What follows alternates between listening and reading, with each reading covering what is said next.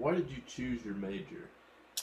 I decided to switch my major from management to recreation management because it teaches skills used for therapy, facilities management, first aid, and keeping the environment clean and beautiful.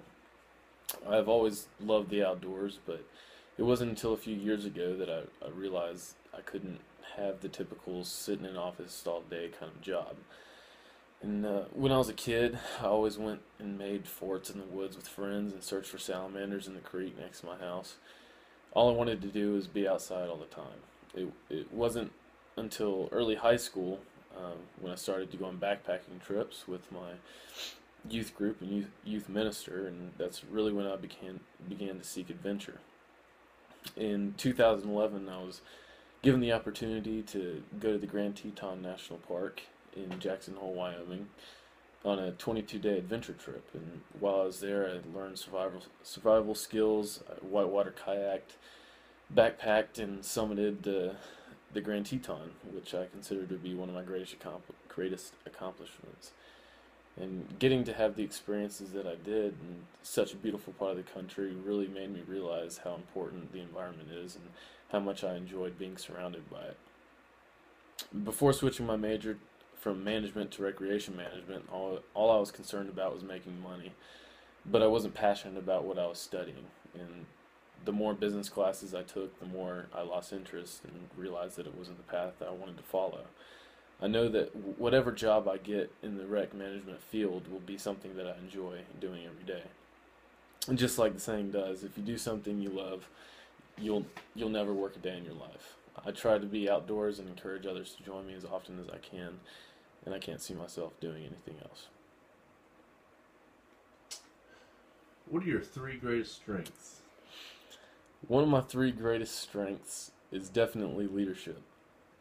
In high school, I was very involved in extracurricular activities like sports, the symphony band, and key club. My senior year was one of my senior year. I was one of the team captains for both baseball and swimming. I was also accepted into the 2013 leadership class. The leadership class was a group of students that stood out among the rest of our classmates with our leadership qualities. We were in charge of planning school assemblies, freshman orientation, and so on. This year, I've taken on the role of Greek Week chair in the Phi Kappa Tau fraternity here at Appalachian State. Taking on this position, I never really realized how involved it would be. It involves organizing, planning, communicating, and supervising.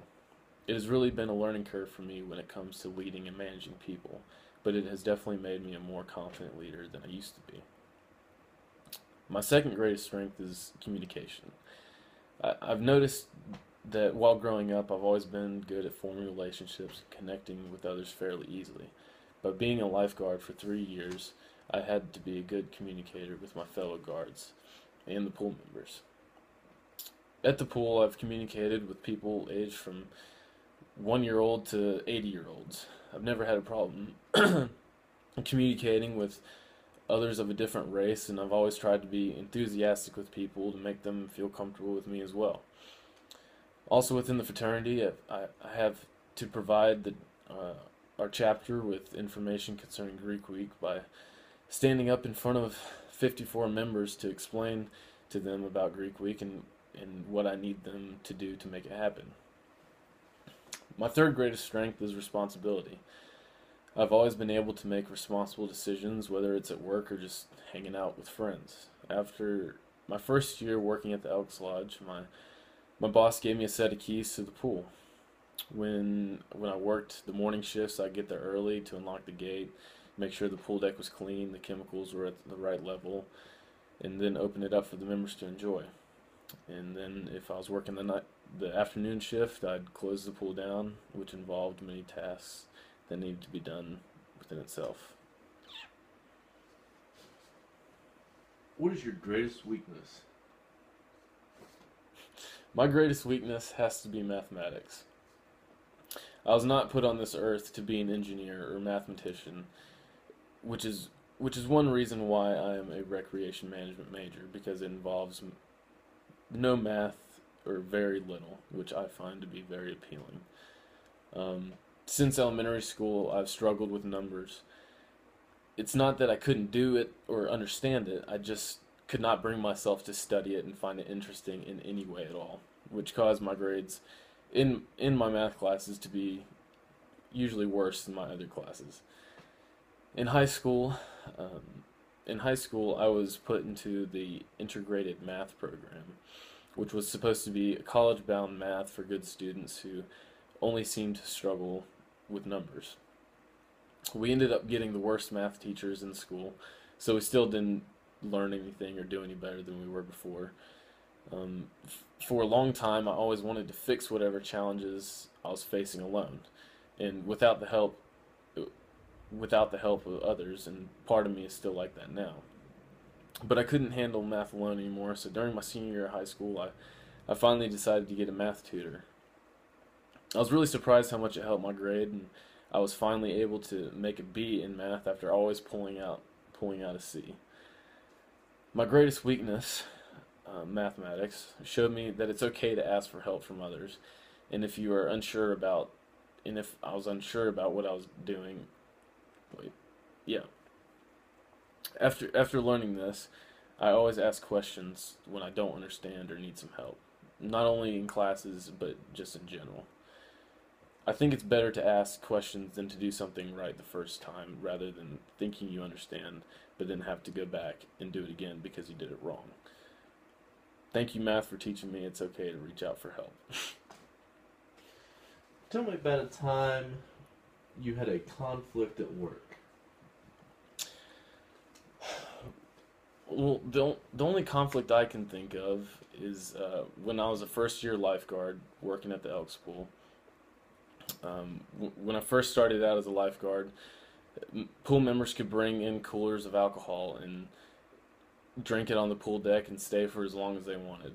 And we always had this one group that would go and sit in the corner, and they would do nothing but drink beer all day long. And they often caused a lot of problems. And one afternoon, a bad thunderstorm came through, so we decided to so we did our jobs and we got everyone out of the pool, and we were waiting for it to blow over. And after we gotten everyone out of the pool, one of the we called him one of the drunks. They thought it would be a great idea to go off the diving board in the middle of the thunder and lightning storm. And as soon as he jumped in the water, one of the senior guards yelled at him and told him to get out. He refused, he cussed at her, and proceeded to keep going off the diving boards in the middle of a thunder and lightning storm. And as a first year lifeguard, I was pretty hesitant to jump into the situation. I was still new and was kind of nervous about what was going on. But eventually I did. I went and assisted my workmate and asked him to get out of the pool. And I got the same result. He cussed at me, and completely ignored us. So we decided to call our boss to come help us with the situation.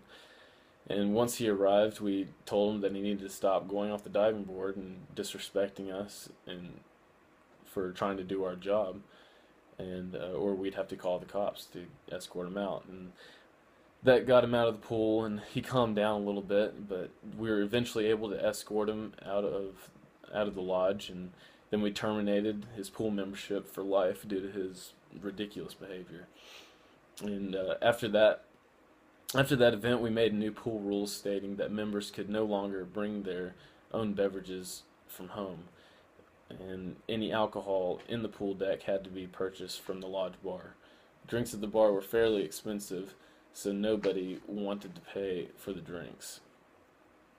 Enforcing the new rules really made the pool a more friendly and family-oriented place. How would you define leadership? I would define leadership, well, I'd say leadership can be defined in many different ways. But I see a leader as someone who has a vision for what they want to accomplish and what they want to see happen with their organization or project. A leader has the ability to take control of any situation and solve problems in a professional and efficient manner. A leader inspires others to strive to be the best that they can be as a person or as an employee. A leader serves others to help them accomplish their jobs. And a leader is enthusiastic and confident in who they are as a person. They aren't afraid to admit when they make a mistake, and they hold themselves accountable for anything and everything they do. And when I think of leaders from my own life, the first one that pops into my head is my dad. My dad is the assistant special agent in charge of his district with the State Bureau of Investigation. He often comes home from work and tells me about his day, and sometimes he has to make executive decisions about how to manage his agents and make sure that they are doing what needs to be done.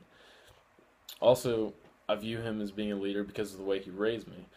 He has taught me to be a problem solver, strive to be the best that I can be, to hold myself accountable for the decisions I make, and to be confident in who I am as a person. And another person I know is a great leader would have to be my high school class president. Grant Rivers was a great guy. He was very passionate about what he believed in. He had a vision for what he wanted our high school to look like, and he encouraged others and did everything that he could to make our high school the best school in Henderson County. Being a leader is not being a follower, and being the one that isn't afraid to make their voice heard. And I really believe that leaders are not born leaders. They learn from others and become confident as they grow into the person that they're going to become, and that's how they become great leaders.